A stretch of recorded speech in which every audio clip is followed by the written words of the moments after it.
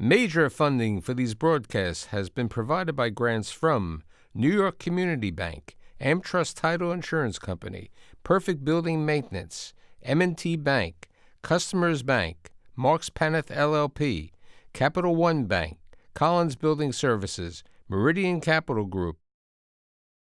Additional support has been provided by grants from AKA Hotel Residences Corman Communities, Ariel Property Advisors, Amerant Bank, Bank of America Merrill Lynch, Briarwood Organization, Chase Commercial Mortgage Lending, Chase Commercial Term Lending, Citizens Bank, Dime Community Bank, Douglaston Development Levine Builders, Flushing Bank, Friedman LLP, Handro Properties LLC, Handler Real Estate Organization, Hodges Ward Elliott INC, Investors Bank, James D. Kuhn Real Estate Institute at Syracuse University, John Casamatides Red Apple Group, Keysight Capital Partners, Matone Group, New Banks, Newmark Knight Frank, Ocean First Bank, Optimum Window Manufacturing Corp., People's United Bank, Rockefeller Group, Rosewood Realty Services, Stonehenge NYC, SVN CPEX Real Estate Services, Tierra CRG, the Marengo Family Foundation,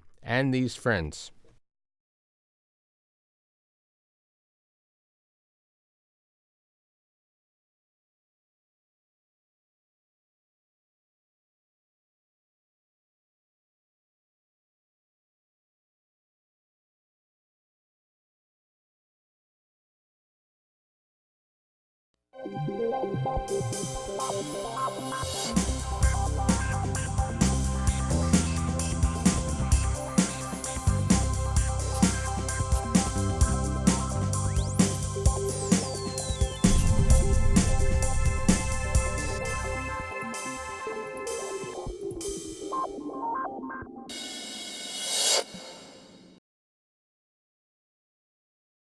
PropTech.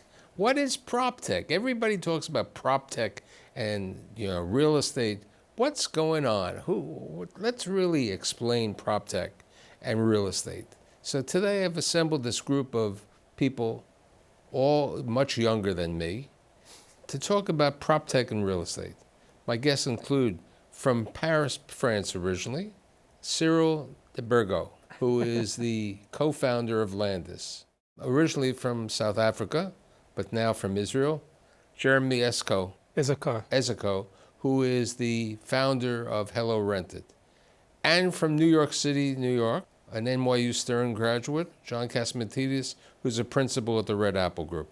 So who's going to explain what PropTech means? I can go. I think there's a cynical way of looking at it and a more realistic way of looking at it. I'll take the combination. So the cynical way is venture money is easier to have access to than real estate money these days. So if you want to sound cool and trendy and have an easier time raising capital, you should be a PropTech company these days. That's the cynical view. If you are more realistic, my personal definition of PropTech is anything that has to do with automation of processes within the built world. And that's a very broad category. What is Landis today, and what was Landis before? So I came here about a year ago. We were a different company. But you still had the same name. Correct. Landis a year ago was a marketplace for single-family rentals to be traded between investors. So we had the largest single-family rental holders in America that were transacting portfolios of properties all the time. What we realized is that the tenants of those properties were actually trying to buy those homes, but they couldn't, either because they didn't have the right credit score or not enough for a down payment. So we decided to go after that opportunity. And so what Landis V2 is a company that transitions renters into homeowners. We believe that homeownership is a fundamental right, and it's part of the full American dream. If you want to be happy, you want to be a homeowner. You have a higher correlation between happiness and homeownership in America. So how do you make money in this business? So what we do is What's the model? We pre-qualify people, predicting whether they will be able to own a house in the next year. If so, they go out and shop around for a house with a budget that we give them. They identify their dream home. We buy that home for them, and they can buy it back at any point in time in the next 12 months after they move in. Right, you have So a there are dashboard allegedly, where they Correct. figure out what it's worth. Yeah. So we know how much a property is worth. We know how much any customer can afford. And what we do is we buy a property, they rent it, and they buy it back. And so there are two sources of revenue. One is the rent, and second is we charge a 3% premium on the resale. That's how we make money. So if somebody bought a house for $300,000, you'll charge $309,000 to them. That's so correct. So the $9,000 will be part of your profit. Then of each month's rent, what do you take of that? About $3,000. During the period on this example of the $300,000. That's right. Now, what happens if the person doesn't buy the house? They can either stay as a renter, or they can leave and we'll sell the property. And how many people have signed up for this? A lot, and we're growing very fast. Is there any regulations with regard to the states to do this type of business? Yeah, and it's been quite painful to go after every state. So we've opened about one state a month in the last year, and every state is different. All of our legal agreements are different according to every state. So it's been quite a fun ride. So how many states are you legal? We're in 10. And what about the metropolitan area? Is it difficult to open up here? We're not going to be in markets where owning is about the same as renting. So for example, in New York City, a cap rate is between 3% and 5%. That's the same as owning, right? Interest rates are about the same. We're in the Midwest and in the South where renting costs 10 to 15%, whereas owning costs 3 to 5%. So those markets make a lot more sense for us. Oklahoma. Oklahoma is great. We're in states like Indiana, Ohio, Pennsylvania, Georgia, Tennessee, the Carolinas. Those are the better markets for us. Okay, so the PropTech company is that. Jeremy, let's talk about your company and the other companies that you've founded or created over the last, but specifically Hello Rented. What do you do? Okay, so when you started by saying define PropTech, I was thinking to myself, I could probably be on a fintech show or an insurtech show, and it would be like changing a few of the words, but it would be a similar presentation for you. I don't know if I think PropTech is a very broad category. It encompasses a bunch of different possibilities and technologies, and we just kind of lump it as such because we're kind of in real estate. But for us, we look at ourselves as equally like fintech or insurtech, in that we're providing But I think what Jeremy said before is, the all-inclusive terminology. Yeah. It's sexier when you call it fintech or if you call it PropTech. Right. It depends on the audience. As opposed to just technology. Yeah. So let's talk about Hello Rented. Hello Rented specifically and why you created Hello Rented. So Hello Rented is a data and technology focused company, and we serve the residential rental sector across the US. We provide a security deposit replacement and a rental guarantee program, which both sits on a data platform. And through that, we're able to give tenants significant cash flow savings at the commencement of a lease. And we give landlords increased profitability, increased property asset values. Explain to me how. I got the profit formula from him now.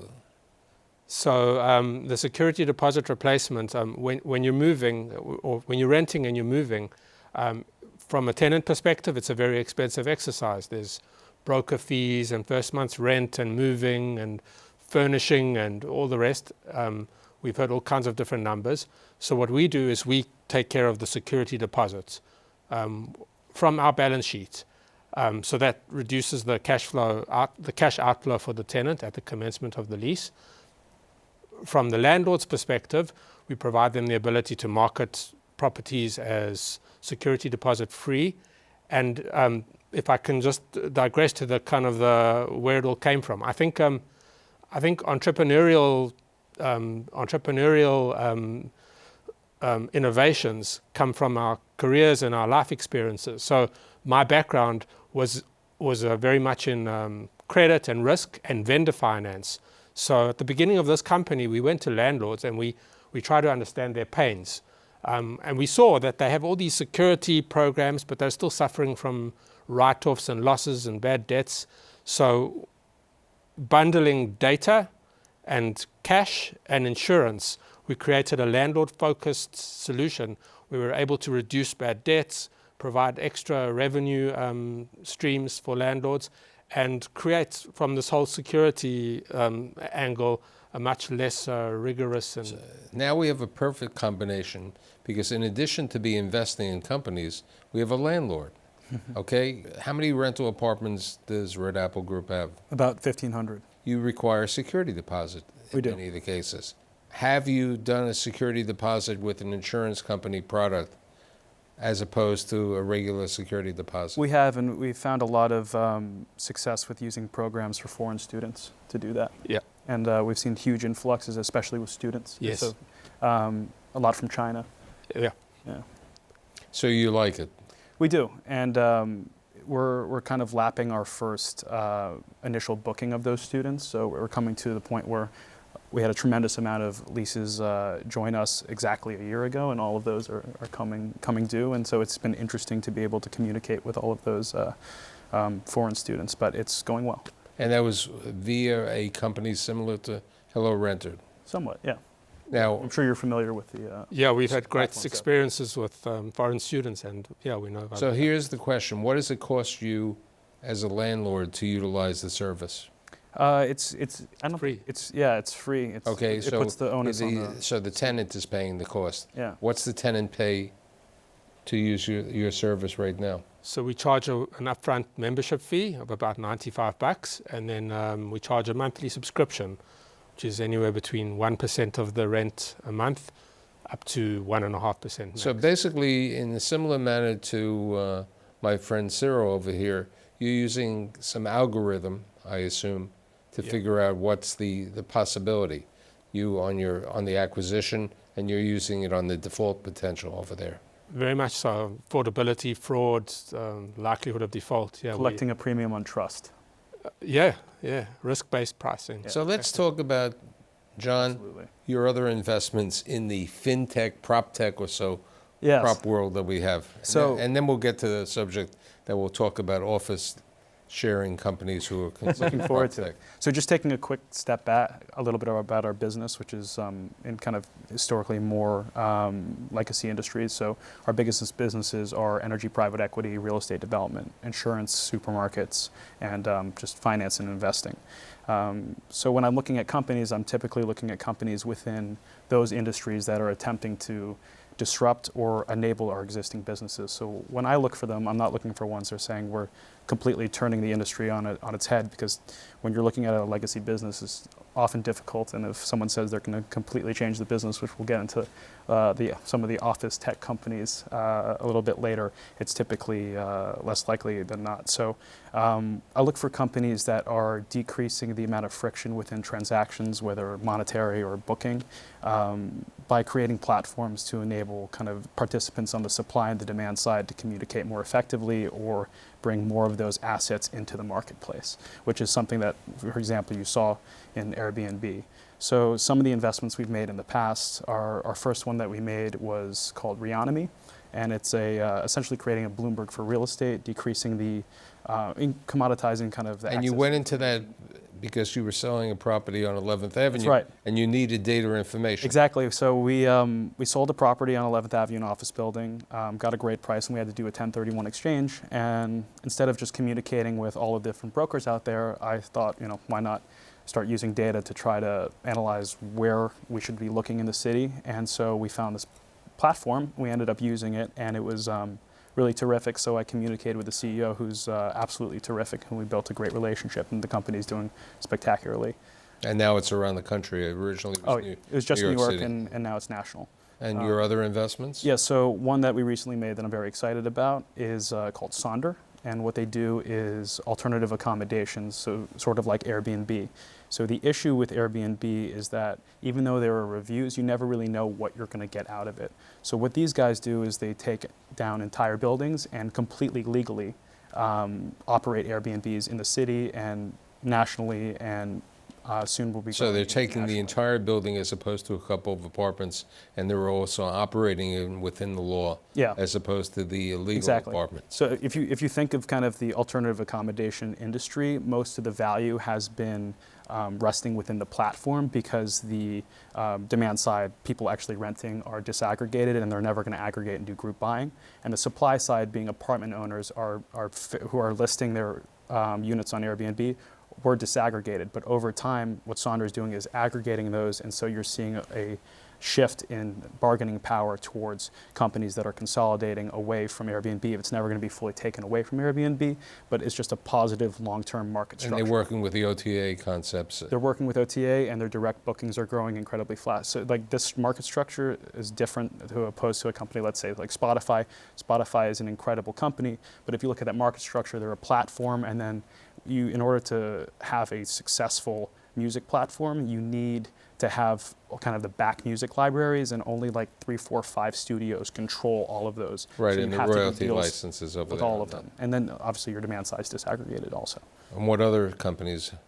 So we recently made an investment in a company that's attempting to change the retail landscape through smart shopping carts, but eventually just using computer vision. It's called Caper. They're deployed in grocery stores now and have signed with, and we're in the grocery business, so which is why I brought my attention, because people have been sending me articles for years now saying that these Amazon Go stores are going to completely take over.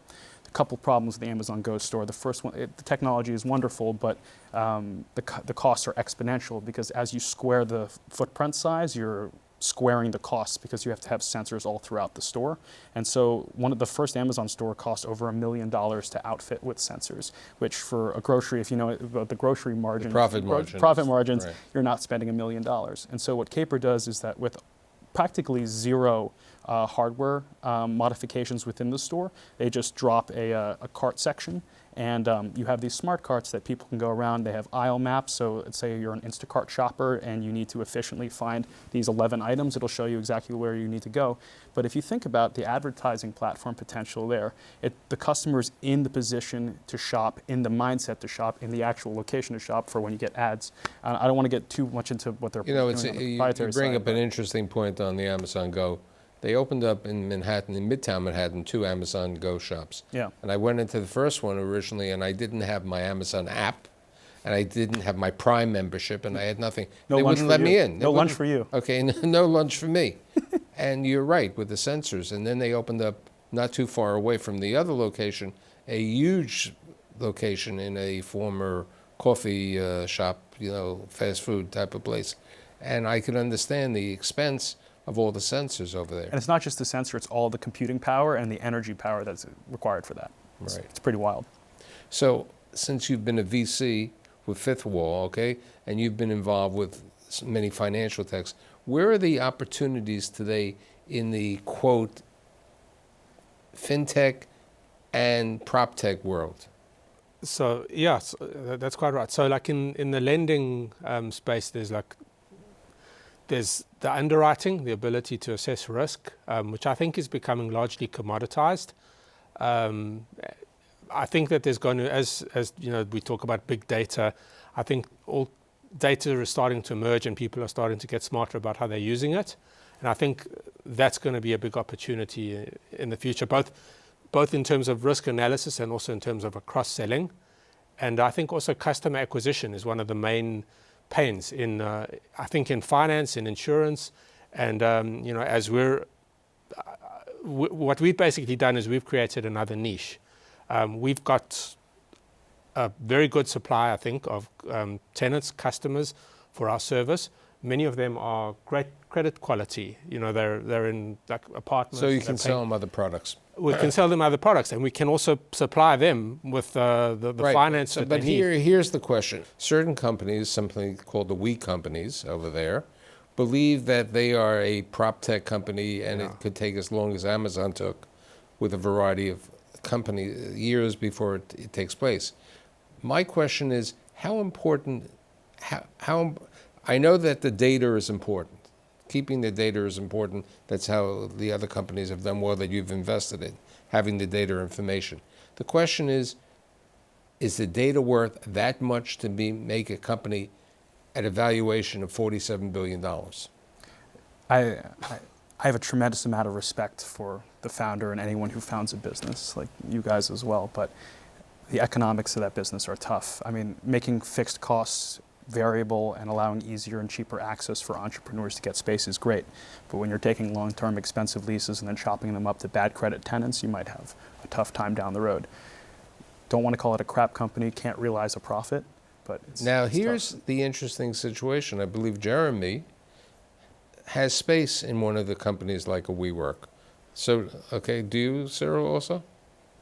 Yeah, it's So- it's not a long term. I think it appeals to the freelance or the gig economy. But the question comes, why are you utilizing the space? Now, I had a situation that I had to relocate Yeah. offices. I went to the WeWork model. I walked into another shared company called Virgo, who's a traditional company who's been in this space of taking a large space and making rooms. I was unhappy with the facility, and I had met some very young people who were unhappy because they felt that they were in a maze with like marbles being hit to everybody over there. To be honest, I'm really surprised we're talking about WeWork. I thought this was a PropTech panel. So we're still at WeWork. We love it. The customer experience is fantastic. We're being subsidized by SoftBank. Our rent is very cheap. We love it. But I think it's not a PropTech company. So, to answer your question about the biggest trends in PropTech, and I think the broader opportunities in PropTech, and I'm biased and subjective in saying this, but I believe they're in housing. All the companies that are in the New York commercial space are fantastic companies. I respect them a lot, but at the end of the day, they certainly make people like Steve Ross and Mort Zuckerman wealthier, and I don't think that's moving the needle. Okay, but you're talking about housing. Yeah. I had a company on the show a number of months ago who was, I think it's Squarespace, I'm not sure what his type. Mm-hmm. He was basically trying to work as a brokerage, an automated brokerage. The Square Foot. Square Foot, yeah. Okay? Basically, he's a broker. Correct. Okay? There's nothing unique about him in his situation. He has brokers over there, and they basically, if you register over there, somebody calls you and becomes a pain in the rear. He's automated a lot of processes that make it easier for him to find good space. And it's making it cheaper for both landlords and tenants to sign contracts. So yeah, it's an intermediary business. Right. They're still automating processes and they're still developing technology around the automation of what it's like to find a space and sign a lease. Housing is important, but what other businesses do you see? Okay, John, what do you see as the next opportunity? I love the alternative accommodation space. I spoke about Sonder with short-term rentals. We're looking at some of the longer-term rental players as well. Isn't it just a hotel? I'm sorry, but yes. When you say it's a tech-enabled business. It's not a tech business. Right? I mean, when you say they have a building and they've standardized rooms because Airbnb is not standardized, that sounds like Marriott to me. Yeah. So what's what's tech? So what's tech in Sonder? Reonomy would be more of a tech. The tech in Sonder. Sonder, yeah. Sonder, one, they've built an incredible system to identify where they should go, and two, their booking platform is excellent, but it's not proprietary in that sense. So is the unicorn valuation justified in your opinion? For sure. Yeah. Based on the real estate or based on the tech? Based on the financials I've seen. So here's the question for all three of you. How do you make a determination of these valuations if they're worth X? Who's the guru? Who's the correct person on what a valuation is when you're investing, when you're trying to get investors? Yeah. It's like market driven. A number emerges. I think it's very difficult to value a company using the old fashioned metrics when you're dealing with profit. You're trying to, as an entrepreneur, present a vision where you can scale, where once you've got... So here's the question that people come to me. They tell me that their business in the PropTech, financial tech is worth X.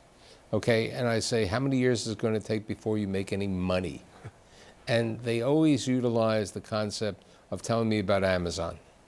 But Amazon went into different areas. Amazon's been cash flow positive since 2001. Right, but they said the first 15 years. Not true. CFO, cash flow from operations. Yeah, but they reinvested everything, which is the argument that every tech company is making. What do you count as profitability? bottom line. Net income. So what about all the distortions in GAAP accounting? How do you want to determine that? I mean, Which free cash flow number do you want to use? talk about any company that's going public right now. Mm-hmm. Oh yeah, they're nightmares. Right? Yeah, But so was Amazon back then. they're not CFO positive. This is very interesting, and I think there are three ways of looking at valuations in tech today. There's cash flow, which is the old-fashioned way, and that's the preferred way. Right. And I agree with you. There's revenue, so a multiple of revenue, which is what a lot of people are using when they're later stage. And then there's what you were talking about, which is market-driven based on how much money you need to grab your market share. And that is going to be a function of how much you're raising and how much equity or ownership interest your investors will want. That's a simple formula. That's the less desirable function for this conversation, but unfortunately, that's what's been going on in early stage venture. If you don't want to invest in early stage ventures because the financials don't make much sense, then don't. It's okay, you don't have to. That's very well said. So in summation, we're going to see continued investment in PropTech, financial tech, and we're going to see some bright young operators, entrepreneurs creating new companies, and the strong will survive. But I'd like to thank Cyril, Jeremy, and John. Thanks for being here. See you next week. Thank you. Thank you very much.